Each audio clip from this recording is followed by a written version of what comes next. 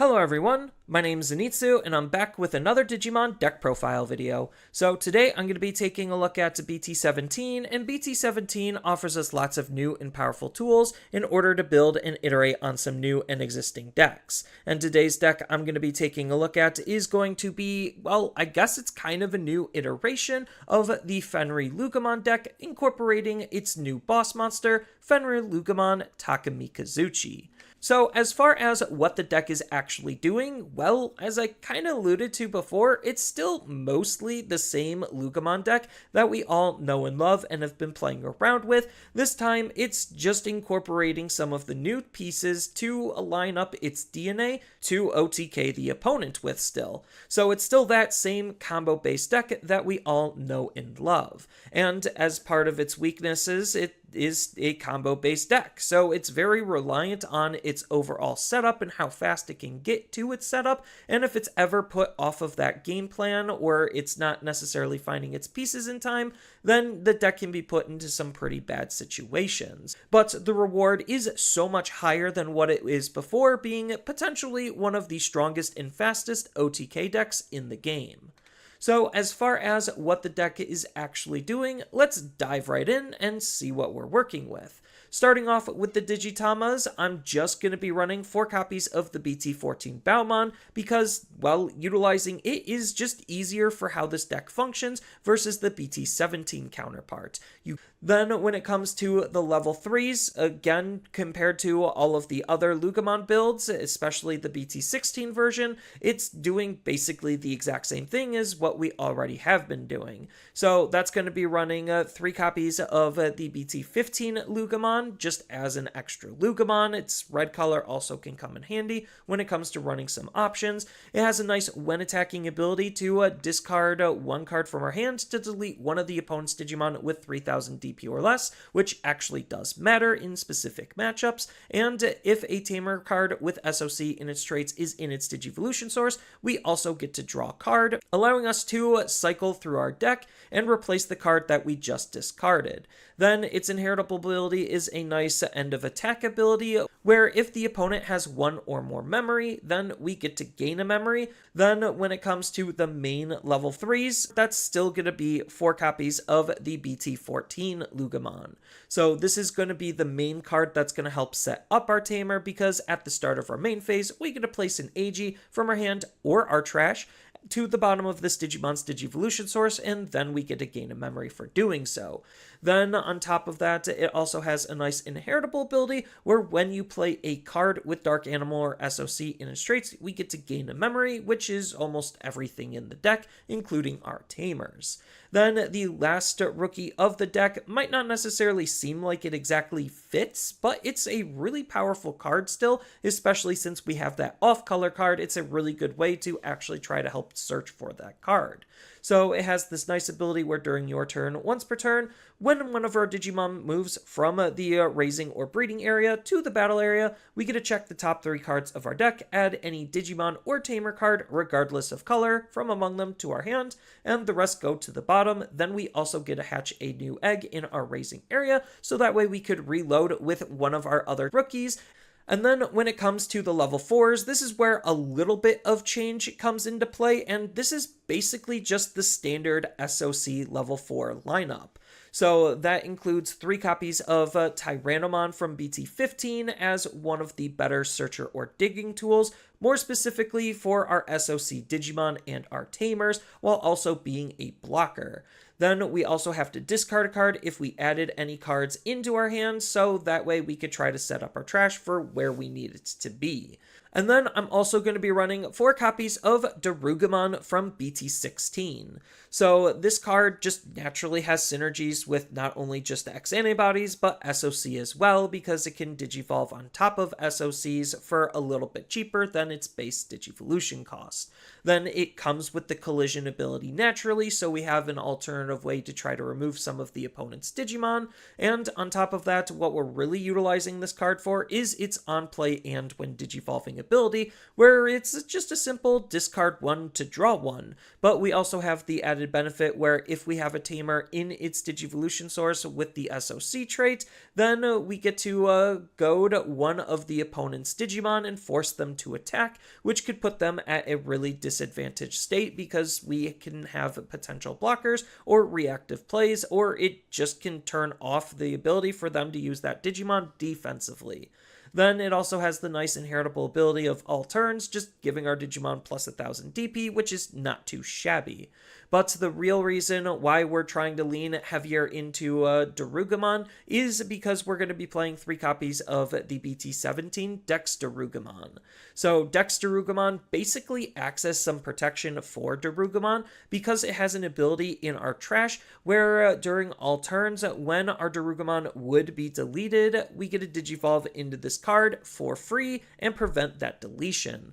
So it's just really strong at making sure we can keep our body around, and on top of that, it even has a nice Wind Digivolving ability of his own, where we get to, again, discard 1 card from our hand and draw 1 card. Then if Loogamon is in its Digivolution source, or if it Digivolved from the trash, we get to delete one of the opponent's Digimon with a play cost of 4 or less instead, for even more added removal, especially on the mid to small size bodies, while coming with the inheritable ability of Reboot, so we actually can utilize the blocker inheritable that we could potentially add to our Digimon thanks to our tamer. And then when it comes to the level 5s, I'm still going to be running mostly the same stuff that we kind of have been using for a while now. So that's going to entail 2 copies of Loogamon from BT14 as one of the better removal cards for this deck. So it has a nice on-delete ability where we get to discard up to 3 cards with Dark Animal or SOC in its traits from our hands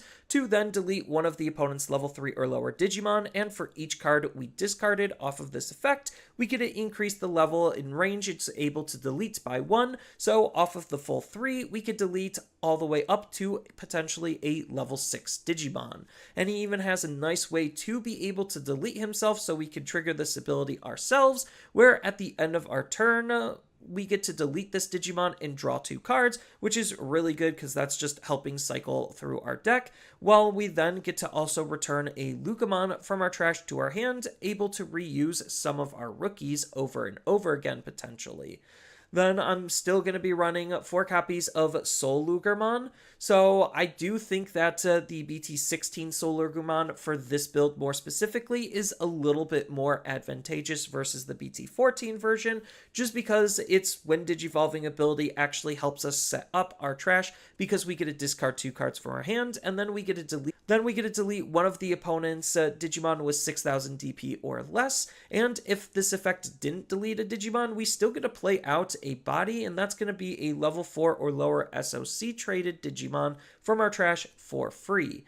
And then it even has a nice secondary ability where during all turns, when one of your other SOC traded Digimon is deleted, this Digimon with the SOC traded tamer underneath can Digivolve into a Fenriloogamon from our trash for free, which is really powerful at being able to potentially do this during the opponent's turn, or just have an alternative way to be able to delete a Digimon to be able to get into a cheap Fenriloogamon. Then it has a nice inheritable ability where at the end of the attack once per turn, if the opponent has 1 or more memory, we get to unsuspend this Digimon to line up the ability to multi-attack relatively easily.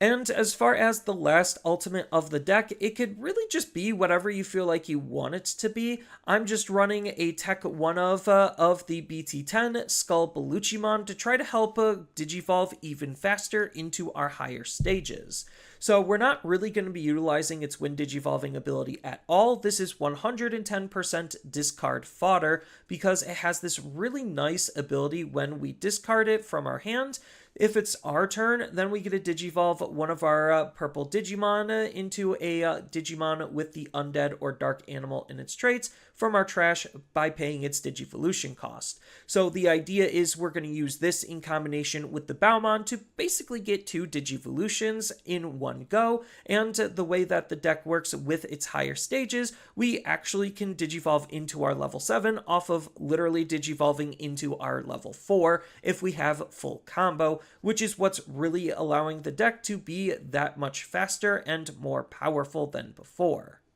And then when it comes to the level 6s, it's not a Fenriloogamon deck without Fenriloogamon. So I'm going to be running 3 copies of him because he's, again, just one of the combo pieces to accelerate to getting up into our Takamikazuchi. So he has a nice when digivolving ability where if AG is in this Digimon's Digivolution source, we get to play one Fenriloogamon or a Kazuchimon from our trash for free. And at the end of the opponent's next turn, we return that Digimon to our hand, which doesn't matter because we're just playing the Kazuchimon to be able to DNA into our Takamikazuchi with right away. And he even has a nice all turns ability where when one of your Digimon or Tamers that has SOC in its traits or Pulsemon in its text is played, then we get to delete one of the opponent's Digimon with 10,000 DP or less for some nice added removal, which we're utilizing in combination with his when digivolving ability to be able to play our Kazuchimon.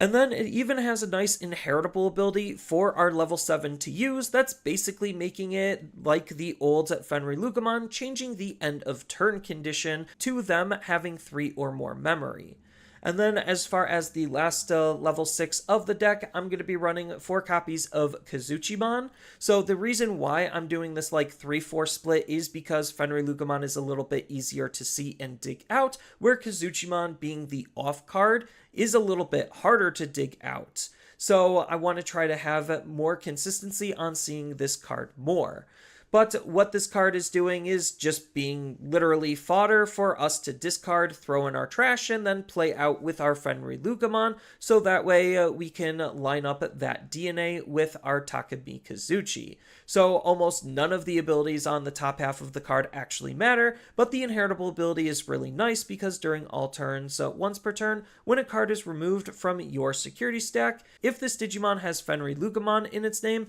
then one of the opponent's Digimon gets minus 8,000 DP, just for a little bit more added control. And then when it comes to the level 7 itself, it's obviously the main star of the deck, and that's going to be 3 copies of Fenriloogamon Takamikazuchi. So this is going to be the new big boss monster of the deck, and it does have the alternative DNA Digivolution condition, utilizing Fenriloogamon and Kazuchimon specifically. But what we're doing is utilizing its ability from the trash, where during our turn, when one of our level 6 Digimon with Pulsemon in its text is played, which we're lining up with our Fenriloogamon, 2 of our Digimon can DNA Digivolve into this card, which our Fenriloogamon, as I kind of already mentioned before a couple of times, is setting up for us. Then he even has a nice when digivolving ability where one of the opponent's Digimon gets minus 16,000 DP for the turn, which is just a lot of DP to reduce all at once, allowing us to nuke even some of the larger bodies in the game. Then, obviously, we're going to want to gain the extra benefit if we actually did DNA, which the whole point of the deck is to set that up. So if we do, then we just get to set the memory to 3 on the opponent's side. And if a tamer is in this Digimon's Digivolution source, we get to gain a memory, which, because of our Fenriloogamon's inheritable ability, means we're not actually going to be passing turn. And we also get to recover one, which isn't too bad either. Then he has a nice when attacking ability to top off what this card is doing, where we get to trash the top card of our security stack to trash the top card of the opponent's security stack, acting as some really good burn to kind of start the aggression, and this ability is not limited to once per turn, so if we can get multiple attacks with this, we could just burn through our security to burn through the opponent's, still deal lots of damage, and to be able to control the field all at the same time. And then when it comes to the Tamers, I'm basically going to be playing 5 copies of AG. So the inheritable ability off of AG from BT14 and the BT17 Cracker Fang are the same. It's just giving our Dark Animal and SOC traded Digimon Alliance and Blocker, so we have good offense and defensive capabilities, while also being able to, at the end of our turn, split out an AG from our Digimon's Digivolution source, which we could easily set up with our Loogamon or utilize with the Mind Link ability. And they both also have the Mind Link ability to throw themselves underneath our Dark Animal or SOC traded Digimon. The BT14 AG, which I'm going to be running 2 copies of, has the nice simplified ability where at the start of our main phase, we get to gain 1 memory if the opponent has a Digimon. I'm going to be running 3 copies of Crackerfang because it's also an AG, and this is going to be the deck's dedicated memory setter. And the last tamer of the deck is going to be 4 copies of Analog Youth because this card is actually still just kind of broken,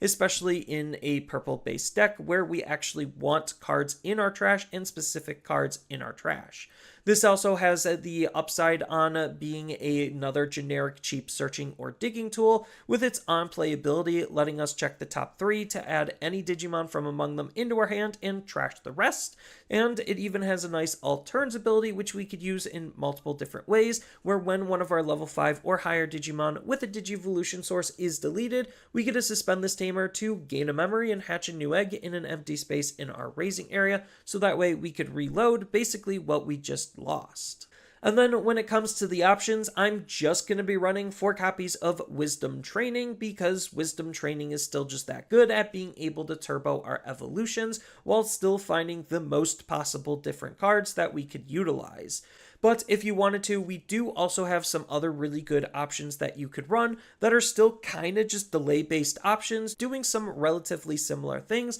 on trying to help us set up and line up our combo play. And that's kind of it for my interpretation of the deck. I do think that the deck is a really powerful deck with a lot of different ways that you could kind of approach it. And it's not like this variation inside of things is devoid of other cards that we could utilize, because there's still just a lot of various other tech and tools that we can incorporate, not only just to try to support the SOC side of things, but just color-based synergies as well, as just a whole bunch of various different tech, all depending on what you have access to, what you want to play and prioritize and prepare against for the expected meta.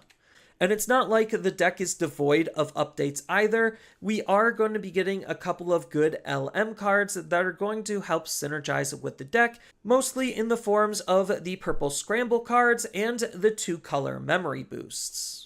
And that's all I really have for this video. So if you want, feel free to build and test and iterate on the deck yourself. I do think it's a really fun and powerful deck for where the meta currently is. And if you found this video to be helpful and informative or enjoyable, make sure to leave a like and subscribe and tell me your thoughts about the deck down in the comments below, and I'll see you in the next video.